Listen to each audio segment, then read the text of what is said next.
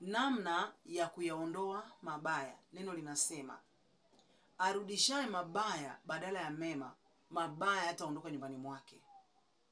Unapotaka kuyaondoa mabaya kwenye maisha yako, ni lazima urudishe mema badala ya mabaya.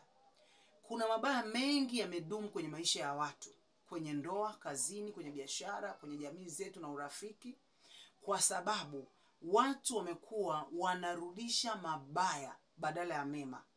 Unaporudisha mabaya badala ya mema, hiyo ni namna ya wewe kuyadumisha mabaya kwenye maisha yako. Na huwezi kuyarudisha mema badala ya mabaya kama wewe sio mwema. Na huwezi kuwa mwema kama huna Mungu. Aliye mwema ni mmoja tu, ni Mungu. Kwa Mungu akishakuwa ndani yako, anakufanya wewe unakuwa mwema. Unarudisha kile ulichonacho ndani yako. Sikia, unarudisha mabaya kwa sababu na wewe mwenyewe ni mbaya. Unatoa ulichonacho. Lakini kwa yule ambaye ndani yake ni mwema, hawezi kurudisha mabaya badala ya mema. Karibu leo uanze kusoma neno la Mungu likae ndani yako kwa wingi, ili likusaidie wewe kuwa mwema.